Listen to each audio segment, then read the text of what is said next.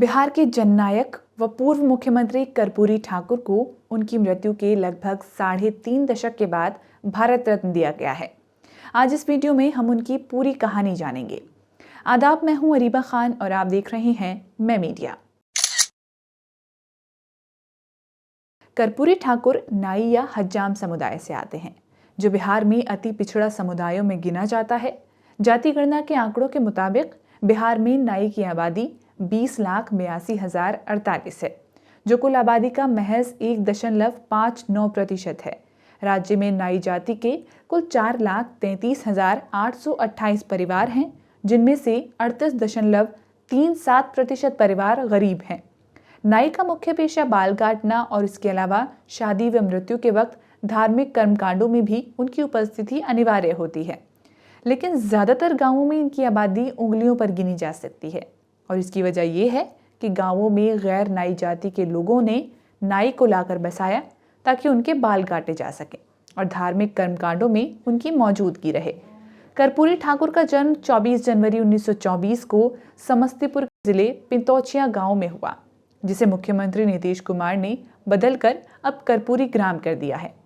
हालांकि पत्रकार संतोष सिंह ने अपनी किताब जेपी टू बीजेपी में लिखा है कि असल में उनका जन्म 1921 में हुआ था।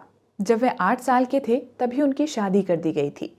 जेपी टू बीजेपी किताब में संतोष सिंह लिखते हैं कि कर्पूरी ठाकुर ने अपने माता पिता से साफ लफ्जों में कह दिया था कि वे पत्नी को मायके से तभी लाएंगे जब भारत आज़ाद हो जाएगा, क्योंकि वे चाहते थे कि उनका बच्चा आज़ाद देश में पैदा हो।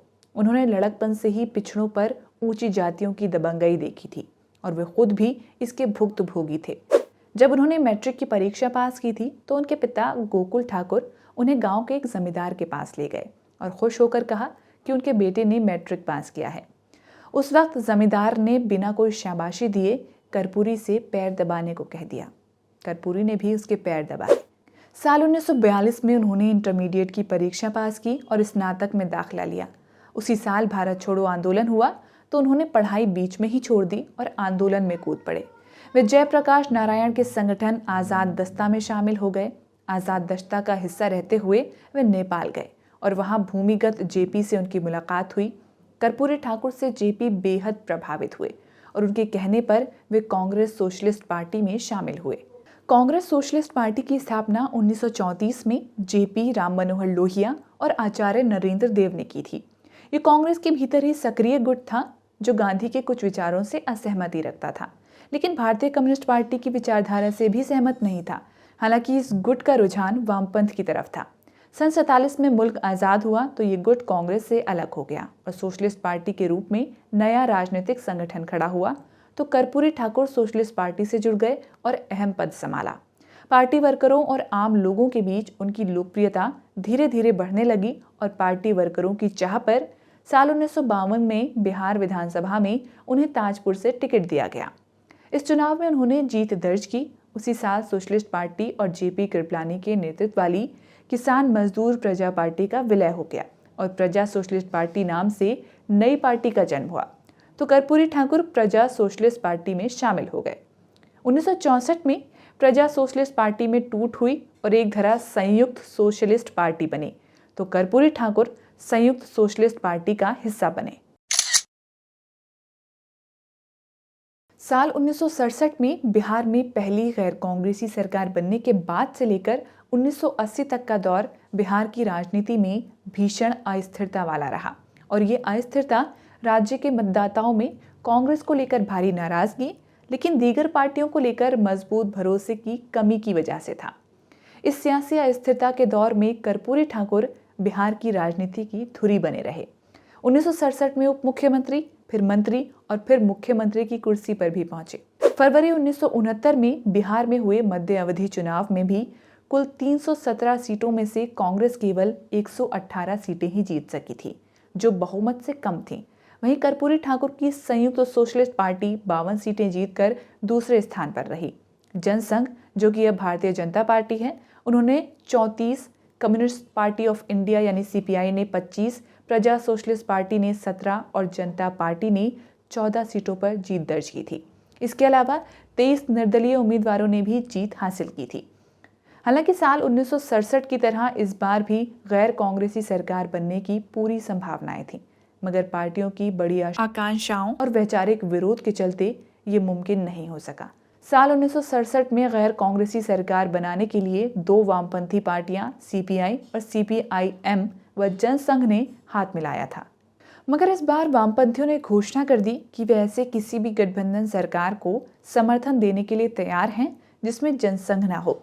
अंततः कांग्रेस विरोधी पार्टियां एकजुट नहीं हो सकी और कांग्रेस छोटे दलों झारखंड पार्टी, शोषित दल, हुल झारखंड जनता पार्टी तथा कुछ निर्दलीय विधायकों के साथ मिलकर सरकार बनाने में सफल रही। ये बिहार में पहली कांग्रेस नीत गठबंधन सरकार थी, मगर ये सरकार मुश्किल से 5 महीने भी नहीं टिक पाई। कांग्रेस के भीतर विभागों को लेकर असहमति, जनता पार्टी को अपेक्षाकृत अधिक विभाग दिए जाने को लेकर नाराजगी के चलते कांग्रेस के नेतृत्व वाली सरकार आखिरकार गिर गई। 21 जून 1969 को विपक्षी दलों के नेता भोला पासवान शास्त्री को राज्यपाल नित्यानंद कानूनगो ने सरकार बनाने का न्योता दिया। अगले दिन उन्होंने मुख्यमंत्री पद की शपथ ली। भोला पासवान शास्त्री की सरकार में Shoshit Dal, Samyukta socialist party, CPI, PSP, Jana Sangh समेत कई कांग्रेस विरोधी पार्टियां और कांग्रेस से बगावत करने वाले विधायक शामिल थे, लेकिन ये सरकार 2 हफ्ते भी नहीं टिकी। जनसंघ ने सीधे गवर्नर को चिट्ठी लिखकर अपना समर्थन वापस ले लिया। नतीजतन 4 जुलाई 1969 को राज्य में राष्ट्रपति शासन लागू कर दिया गया। लगभग 6 महीने तक बिहार में राष्ट्रपति शासन लागू रहा। 16 फरवरी 1970 को कांग्रेस ने 6 पार्टियों का समर्थन लेकर सरकार बनाने का दावा किया। दारोगा प्रसाद राय मुख्यमंत्री बने, लेकिन इस सरकार का भी वही हश्र हुआ जो पूर्व की सरकारों का हुआ था। दिसंबर 1970 में विधानसभा में गठबंधन सरकार के खिलाफ अविश्वास प्रस्ताव लाया गया, जिस पर हुई वोटिंग में बहुमत कांग्रेस नीत गठबंधन सरकार के खिलाफ गई। कर्पूरी ठाकुर की संयुक्त सोशलिस्ट पार्टी की पहलकदमी से साल 1967 की तरह फिर एक बार संयुक्त विधायक दल, जो कि कांग्रेस विरोधी पार्टियों का एक गठबंधन था, उसका गठन हुआ। कर्पूरी ठाकुर संयुक्त विधायक दल के चेयरमैन बने और 22 दिसंबर 1970 को सरकार बनाने का दावा पेश किया। उनके पास 169 विधायकों का समर्थन प्राप्त था। गवर्नर ने उन्हें सरकार बनाने का न्योता दिया और इस तरह वो पहली बार मुख्यमंत्री बने। हालांकि इससे पहले 1967 के चुनाव के बाद ही कर्पूरी ठाकुर मुख्यमंत्री बन जाते, लेकिन पावर पॉलिटिक्स ऐसी हावी हुई कि वे सीएम बनते बनते रह गए। इस चुनाव में बिहार में कांग्रेस की हार हुई और पहली बार कई राज्यों समेत बिहार में भी गैर कांग्रेसी सरकार बनना लगभग तय हो गई थी। बिहार में गैर कांग्रेसी राजनीतिक पार्टियों को लेकर बनी संयुक्त विधायक दल की बैठक हुई। इस बैठक में लगभग सभी पार्टियों ने कर्पूरी ठाकुर को मुख्यमंत्री बनाने पर राजी हो गए थे, लेकिन 36 विधायकों वाले जन क्रांति दल, जो मुख्य रूप से अगड़ी जातियों की पार्टी के तौर पर जाने जाते थे, उनके नेता महाराजा कामाख्या नारायण सिंह ने विरोध किया और मुख्यमंत्री के तौर पर अपने विधायक महामाया प्रसाद सिन्हा का नाम प्रस्तावित कर दिया। चूंकि वे गैर कांग्रेसी सरकार बनाने का एक सुनहरा मौका था, तो सभी ने समझौते की राह पकड़ी। महामाया प्रसाद सिन्हा मुख्यमंत्री बने और कर्पूरी ठाकुर को डिप्टी सीएम बनाया गया। 1970 में मुख्यमंत्री बनने के बाद कर्पूरी ठाकुर ने जो नीतियां अपनाई, वे आने वाले दशकों में बिहार की राजनीति की धुरी बनी रहीं और इन्हीं नीतियों ने राज्य की राजनीति में पिछड़े वर्गों के वर्चस्व को दशकों तक बनाए रखा, जो आज भी जारी है। कर्पूरी ठाकुर शुरू से ही अंग्रेजी के वर्चस्व के खिलाफ थे और इसीलिए उन्होंने कई नारे दिए, जैसे अंग्रेजी में काम न होगा, फिर से देश गुलाम न होगा, राष्ट्रपति का बेटा या चपरासी की संतान, भंगी या भावन हो, सबकी शिक्षा एक समान। इसीलिए जब भी वे सरकार में शामिल हुए तो इस नारे को मूर्त बनाया गया। साल 1967 में जब वे उप मुख्यमंत्री बने और साथ ही शिक्षा विभाग का कार्यभार संभाला, तो स्कूल शिक्षा में अंग्रेजी की अनिवार्यता खत्म कर इसे वैकल्पिक विषय बनाया और इसका मजाक भी झेलना पड़ा। उनके कार्यकाल में 10वीं पास करने वाले छात्रों पर व्यंग करते हुए उन्हें कर्पूरी डिवीजन पास छात्र कहा जाता था। सरकारी कामकाज में अंग्रेजी के वर्चस्व को खत्म करने के लिए मुख्यमंत्री रहते उन्होंने ऑफिशियल लैंग्वेज एक्ट को लागू करने का निर्णय लिया और मीडिया के साथ बातचीत में उन्होंने कहा कि अंग्रेजी की अनिवार्यता खत्म करने के खिलाफ जो भी सरकारी कर्मचारी नकारात्मक टिप्पणी करेंगे, उनके सर्विस बुक में इन्हें शामिल किया जाएगा। जब वे वित्त मंत्री थे तो उन्होंने 3.5 एकड़ सिंचित और 7 एकड़ गैर सिंचित भू मालिकों से मालगुजारी नहीं लेने का फैसला लिया।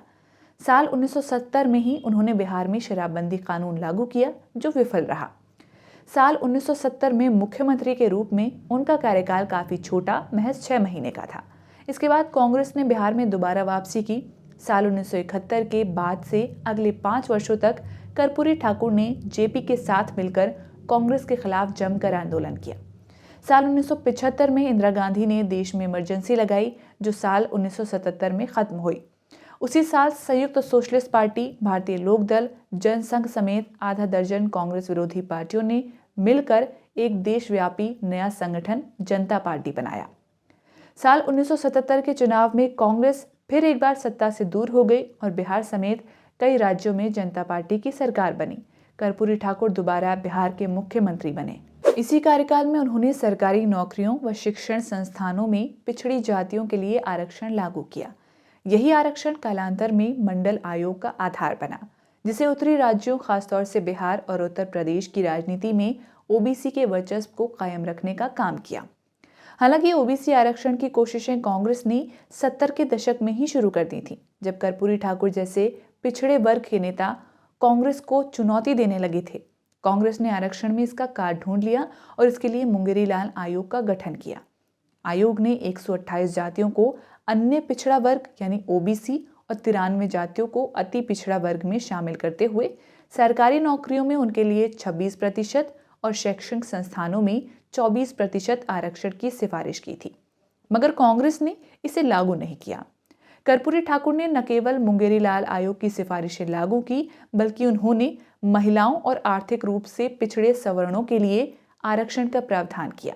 उन्होंने अति पिछड़ा जातियों के लिए सरकारी नौकरियों में 12% आरक्षण लागू किया, पिछड़ा जातियों के लिए 8% आरक्षण का प्रावधान किया।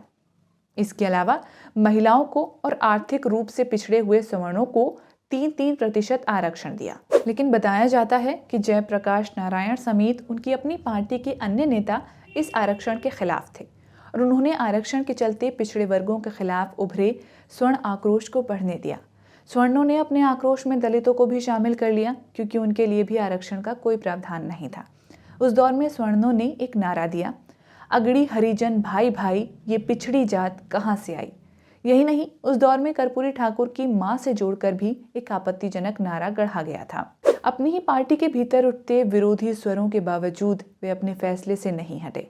उन्होंने साफ लहजे में कहा था, मैं बहुत मजबूत आदमी हूँ और उनसे लड़ सकता हूँ। मैं ऐसे हमलों की चिंता नहीं करता और न ही मैं किसी तरह का समझौता करूंगा। मैं एक जाति विहीन आदमी हूँ और जो मेरा विरोध कर रहे हैं वे कट्टर जातिवादी हैं। मुख्यमंत्री के रूप में उनके दूसरे कार्यकाल में कुछ बड़ी हिंसक घटनाएं भी हुईं, जिनमें से एक घटना बाजितपुर में हुई थी। पिछड़े व दलितों की लगभग 1400 आबादी वाले समस्तीपुर के बाजितपुर गांव पर नवंबर 1978 में अगड़ी जातियों ने भीषण हमले किए थे। उन्होंने इस घटना को रोक पाने में अपनी विफलता को स्वीकार करते हुए इस स्थापित सत्य को जाहिर किया था कि समाज में सामंती मानसिकता की जड़ें बेहद गहरी हैं और इसके खिलाफ गरीब लोग आवाजें उठा रहे हैं, जिस कारण सामंती तत्व उनका उत्पीड़न कर रहे हैं। उनका दूसरा कार्यकाल हालांकि महज 1 साल 10 महीने का रहा। आरक्षण को लेकर उनके खिलाफ आक्रोश तो था ही, जिस पर 1979 के अप्रैल महीने में जमशेदपुर, जो कि अब झारखंड में है, वहां भीषण दंगे हो गए, जिसमें 109 लोगों की मौत हो गई थी। जनता पार्टी ने इस घटना की जांच के लिए एक जांच कमेटी बिठाई। कमेटी ने जांच में पाया कि दंगे का प्रमुख साजिशकर्ता आरएसएस था। इस भीषण दंगे के चलते कर्पूरी ठाकुर पर दबाव बनाया गया और उन्हें मुख्यमंत्री पद छोड़ना पड़ा।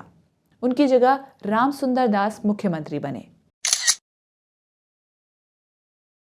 1979 में मुख्यमंत्री पद से हटाए जाने के बाद उनका राजनीतिक ग्राफ फिर से ऊपर की तरफ नहीं चढ़ पाया, क्योंकि आरक्षण के बाद यादव, कुर्मी और कुशवाहा जैसी राजनीतिक तौर पर मजबूत जातियां कर्पूरी ठाकुर की जगह लालू प्रसाद यादव और नीतीश कुमार में अपना भविष्य देखने लगी। वहीं रामविलास पासवान दलितों के नेता के तौर पर उभरने लगे।